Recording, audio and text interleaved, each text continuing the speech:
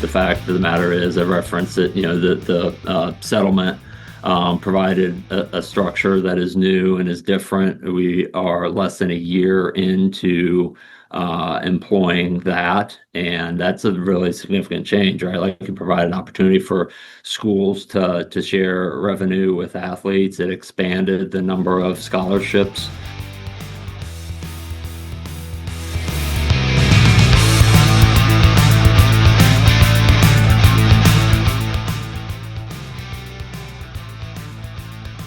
This episode of the Coach's Call podcast is presented by Answers, ANSRS, the fastest, most accurate data and video management system in football, used by major college programs and high schools all across Texas.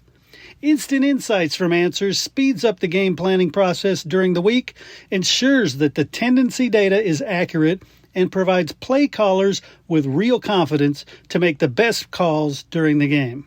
Visit www.answers.ai, that's ANSRS.ai, to learn how Answers can help you gain a real competitive advantage next season. Hi, y'all. Welcome to the Coach's Call, the official podcast of the THSCA, where every conversation is about helping coaches help kids. I'm Libby Pacheco, COO of the Texas High School Education Foundation, and we're glad you're with us. Before we get to today's conversation, here's a few quick reminders. We encourage you to get involved with our Educate, Excel, Play campaign as we continue to promote and defend education-based athletics across Texas. Also, don't forget to check out the Texas Coaches Leadership Tour. When you purchase a ticket to any one of the 9 events, you'll receive access to the replay of all 9 sessions at the end of the tour. And finally, remember, as coaches, we set the standard year-round through sportsmanship, professionalism, and the example we model for our athletes and communities. So thank you to all of our programs that are engaged in continuing to lead the Texas way. We are making a difference in sportsmanship in Texas. If you want more information about any of these events, don't forget to visit our website. And now, here's today's episode of the Coach's Call.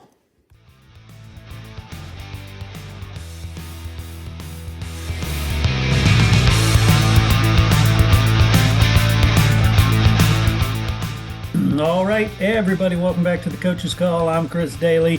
Once again, I am joined by Tim Prukop. Tim, welcome back to the show. I'm going to hand the mic over to your very capable hands. If you would do us the favor of introducing your guest. This is going to be an exciting one. I can't wait. Yeah, thanks, Chris. It's great to be here again. Matt, it's great to have you. This is Matt Boyer. He's the Associate Commissioner for Governance and Policy at the Southeastern Conference at the SEC. And he's been very involved, obviously, with all of the things that have been going on in college football. And Matt, it's great to have you with us. And maybe you can explain to the audience kind of what your role is and what you do there for the conference. Sure. Thanks, guys. Appreciate you having me. It's an important conversation and a timely one that with spring recruiting picking up here soon. And obviously, your seniors starting to transition to their first time on campus. And so happy to try to help provide some clarity and some information. I think you set it up. So Associate Commissioner, Governance and Policy at the SEC, which is kind of a mouthful, but I've been here this is coming up on my 10th year here. And obviously the reference to governance and policy is just, to try to shape policy at the conference and the national level, not just around NIL, but recruiting rules, eligibility rules, and on down the line. In addition to that, I'm also a baseball administrator, so I'm a former baseball player myself. And so that's been an exciting opportunity for me to just stay part of the baseball landscape. But again, the day job, if you will, is really that governance, legislative, legal work, which I think is the impetus for the conversation here today. Yeah, great. And that associate commissioner title is a new title that just came around in December. Is that right?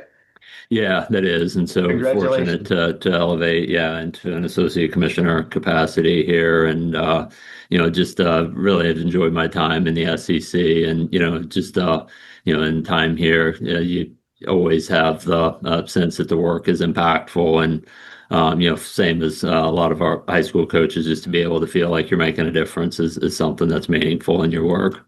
That's great. Well, you've been there at the SEC before NIL came about, and now we've got all kinds of things that are happening. Give us a sense of what the typical day looks like for you as it relates to revenue sharing, NIL, the clearinghouse, all that stuff. Yeah, yeah. Well, I guess I would start with, no 2 days are ever the same, which is, a thing that I actually tend to enjoy about the role. But, I guess maybe to kind of get a little bit into the question there is, I think, kind of over the last 16, 24 months or so, just spent a lot of time working to develop the infrastructure, the systems that you kind of mentioned in there that have become what is now the College Sports Commission. And so that was a byproduct of the House versus NCAA settlement. The College Sports Commission was established as the designated enforcement entity under the terms of the settlement. And so, just really working to build out all of that infrastructure. So things like how rev share deals get reported, which might get to a little bit more in a second. The NIL Go system, I think that hopefully most in your audience have become familiar with. So how do those third-party NIL deals that athletes and prospects, which I think we'll probably get to at some point here in the conversation, how do those deals get reported? How do they get evaluated once they are reported? What are the criteria upon which those deals need to satisfy in order to be approved? So that's been a big undertaking again over the last year or two. And then once the settlement was approved, so settlement was approved in mid-June of 2025. From that point, it's really been kind of more operational issues, if you will. So how are those systems that we worked for several months to try to develop and establish a foundation, recognizing, that there is no template for developing an NIL evaluation system, right? So unlike professional leagues, like, in some of our roster management tools, for example, we could take some of the ideas and some of the systems that have been utilized in the professional game. There is no template for an NIL evaluation system. And so we had to develop all of that from whole cloth. And so, now that the system is up and running, how's it operating? What questions do people have? What are the pressure points that exist that might prompt reconsideration of some of the policies that have been developed? What policies might be lacking, that we need to, we thought that we had done a good job in being comprehensive and addressing all of the creativity that might flow.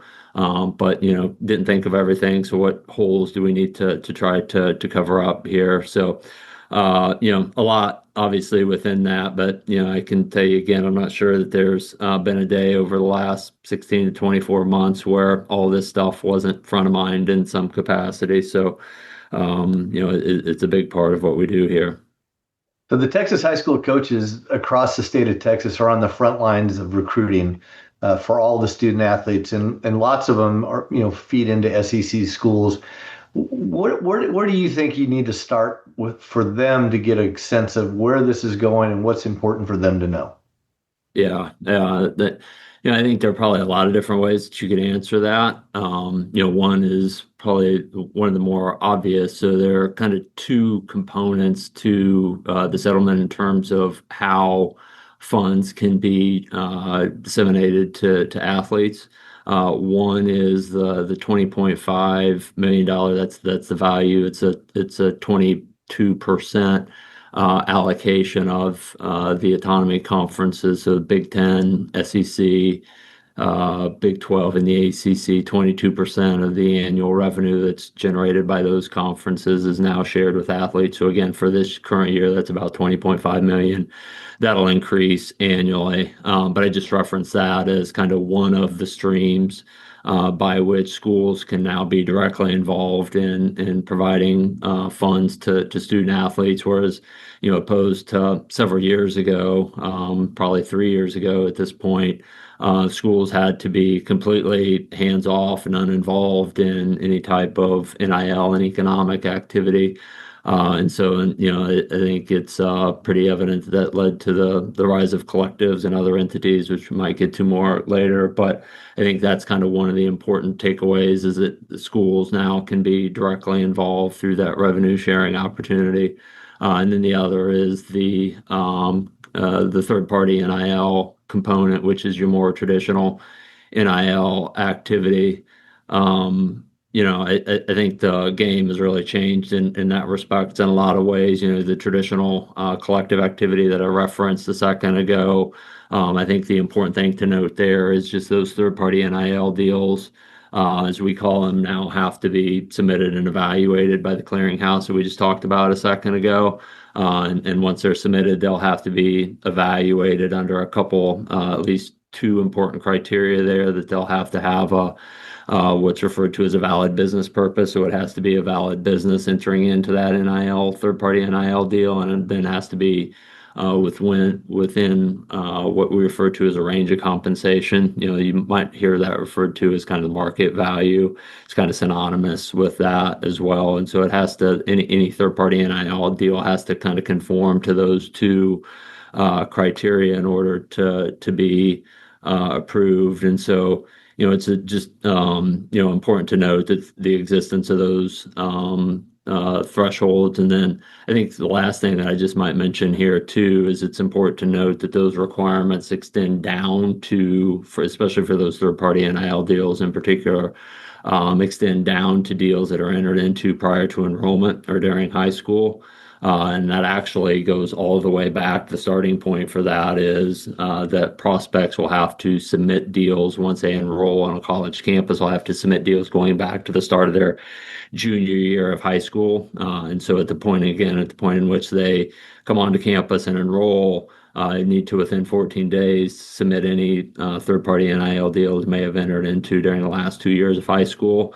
So it's important that athletes be aware and the families be aware that probably need to develop a record there to have those deals at hand, and to be prepared to submit those. I think just one thing that I might note there too is if you have questions as you're going through the process and trying to get an understanding of, hey, there's a deal that have an opportunity to enter into, is it going to be acceptable under the system or not? I just encourage you to reach out to any school that may be recruiting the athlete to help work through that process. So again, a lot of different ways to answer that, but I think that piece there is probably the most important takeaway particularly for this audience, which is that, again, those deals during high school are subject to evaluation.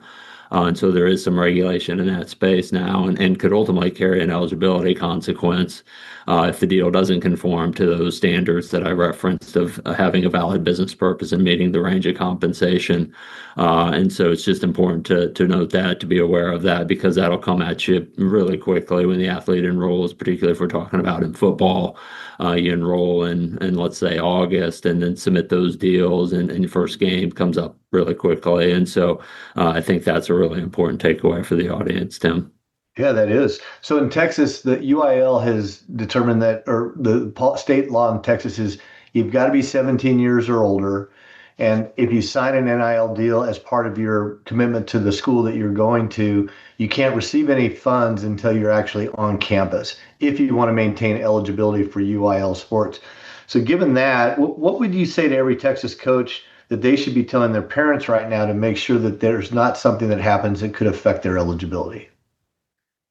Well, I think, again, I'm maybe not completely versed on the UIL rule aside from what you referenced there, but I just probably would tend to point to, from a high school participant standpoint, what I just referenced, that if you're engaged in pre-enrollment activities, I think you got to be mindful that those are going to be evaluated and subject to disclosure within 14 days of enrollment, as I referenced there. So you need to be building the record of any type of activity, and be prepared to submit those deals. And as I mentioned, if you have questions as you're going through the process, whether it's a conversation with a coaching staff member, or asking a coaching staff member to put you in contact communication with somebody on the administrative side, our compliance staffs on our campuses, and frankly on all Division I campuses, are really well versed and have a good understanding of kind of all of these rules and regulations and how those deals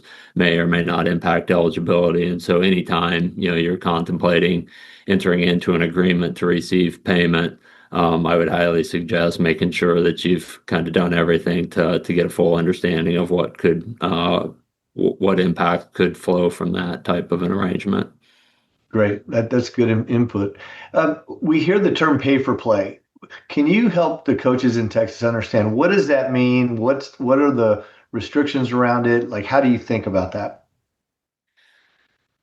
Well, I think that the pay for play, particularly in the recruiting space over the last couple of years, has kind of become overlapped with a lot of the activity that you've seen in the third party NIL realm, in which just because of the lack of sufficient regulation in the NIL space, it's just become a really transactional environment. And so, again, I think one of the more important takeaways here is just an understanding of a recognition of the fact that there is regulation in that space now.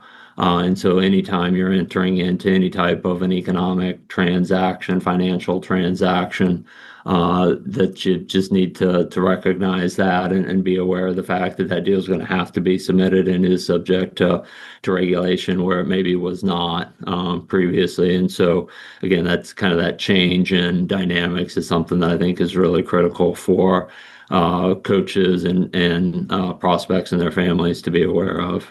Yeah, that's great advice.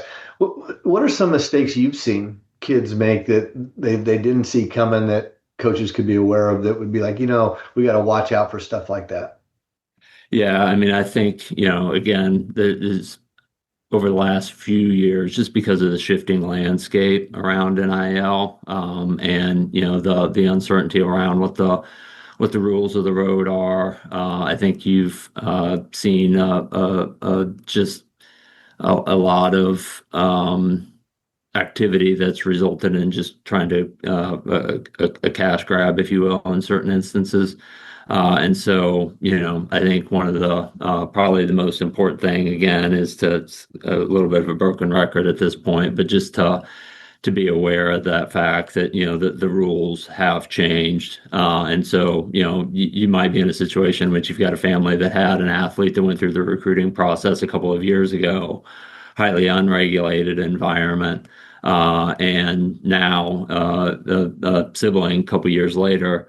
And so just be aware of the fact that, again, the rules have changed there. And so need to be up to speed on what those are and make sure to not fall. Because, again, you could be subjecting yourself or your kid potentially to an eligibility consequence or have to pay back the value of a deal that is not approved, which can be a hefty burden as well. Especially if you've spent the money, right? Yeah, no doubt. So with the changes to the portal this year from last year, what advice do you have to coaches? So that a lot of the coaches in Texas have kids that are in college today and they're playing at a place in whatever sport, and they start thinking about the opportunity to go into the portal to go somewhere else.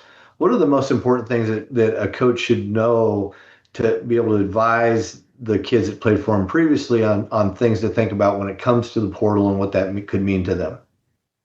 Well, I think there's a lot that could probably be said as it relates to the portal, and especially here of late. The basketball portal opened recently, and there's already a lot of reports around overcommitments and unfulfilled promises and things along those lines. I think one thing that I might highlight in particular for the audience is just a level of care around involvement with agents.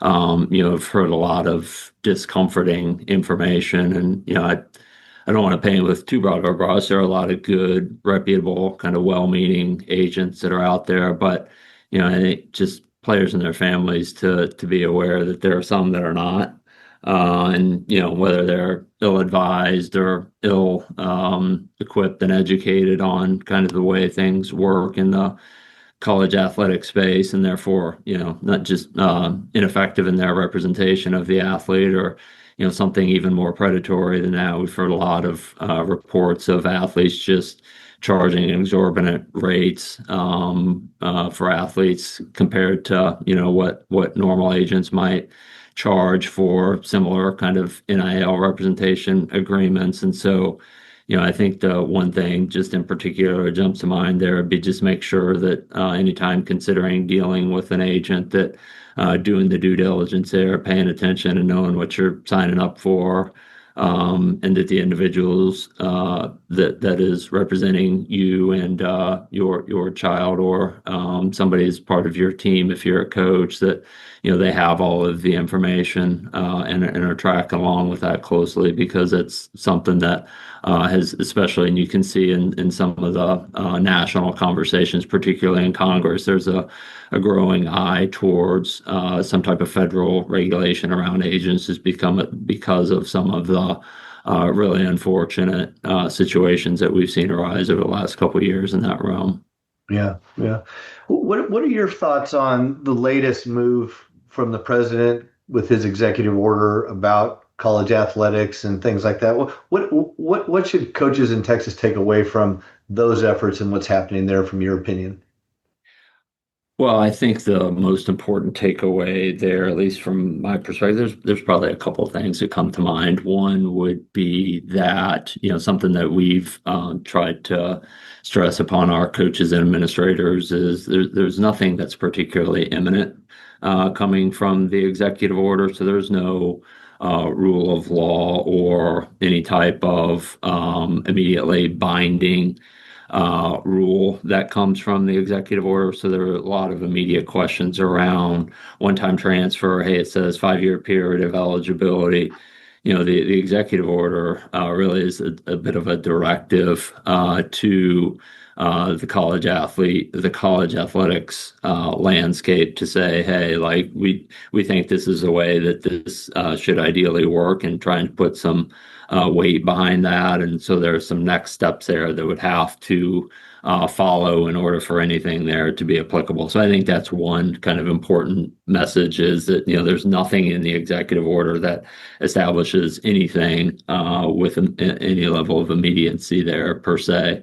The second, though, and I think probably as in maybe even more importantly, is just the commitment that you see there to trying to establish some stability and some equilibrium within the collegiate landscape. Again, I've mentioned several times, the level of instability that we've encountered over the past couple of years. And I think what you see in the commitment at the presidential level there is just a recognition of how important college athletics is to our country, and to in various different ways, not least of which is just the opportunities that it provides to young people as a developmental and experiential and an opportunity to get an education all the while. And so, from my perspective, at least, I think all of the principles that it set out for were great, and there's still some work to do there. But as much as anything, it just is an indication of how important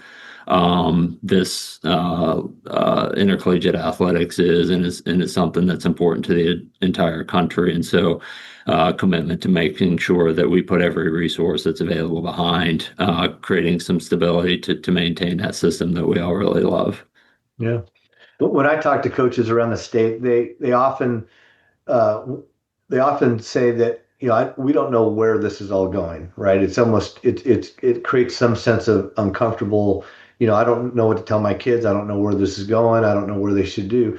From your position, to the extent you can discuss it, where do you see college athletics going over the next few years? And what are we've got conference realignments, we've got schools moving around. Like what would you kind of say are the things you see coming in the future? Well, I certainly don't know that I have a magic 8-ball bottom line answer to that. If I had that, I'd probably be in a great position to really set myself up. And so, I don't know that anybody has the bottom line answer of that nature. And certainly everybody has their own opinions and ideas. But I think from my perspective, I think it's all but certain that this is going to continue to evolve.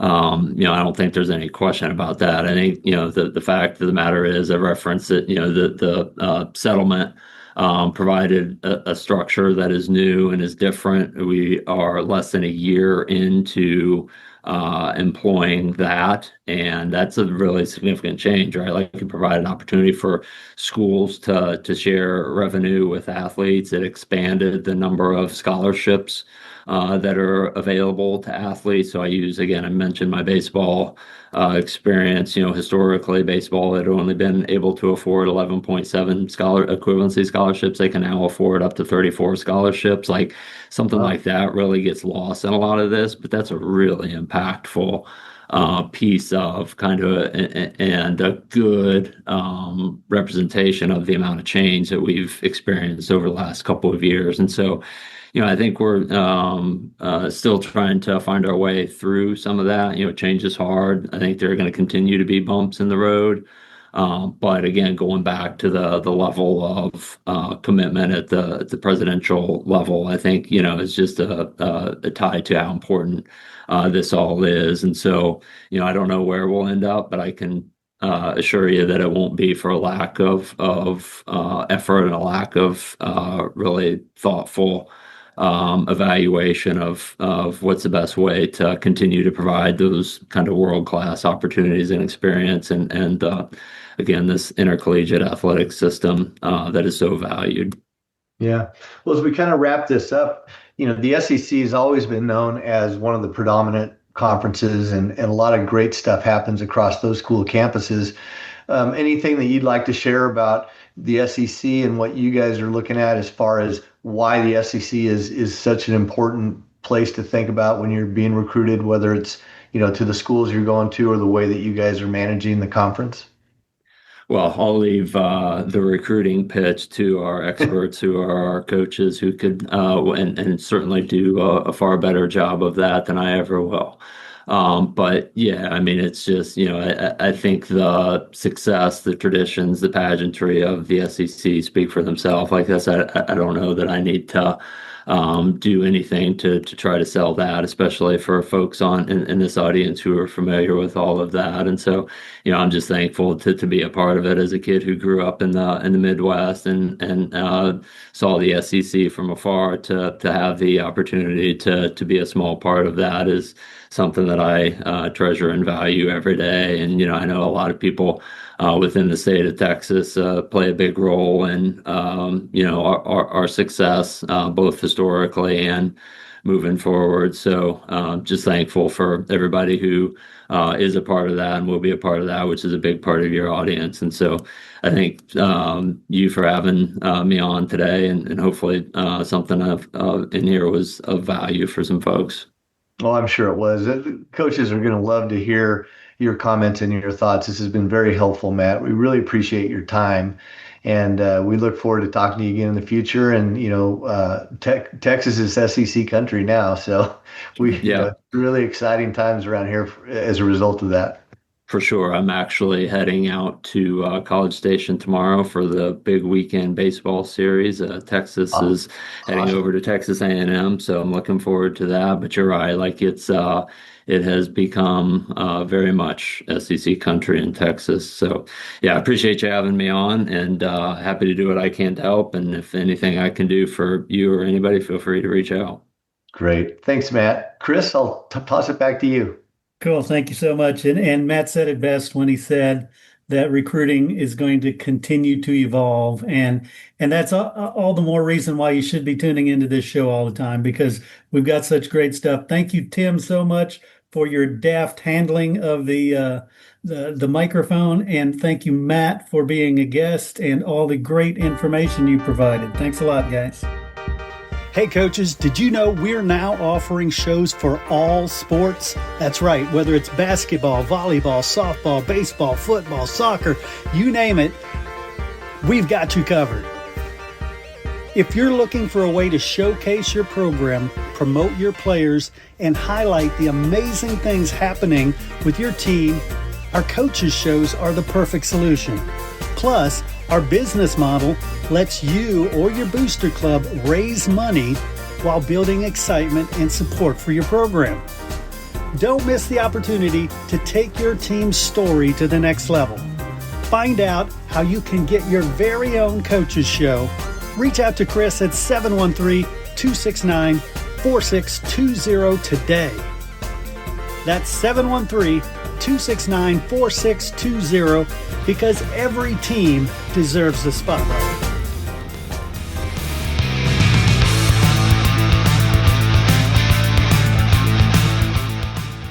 Hey, of course, I want to thank our guest, but I also want to thank you. I want to thank you for giving me what I consider the most valuable thing you can give, your time and your attention. And I know you don't do it to hear me. You do it for the great messages provided by the THSCA.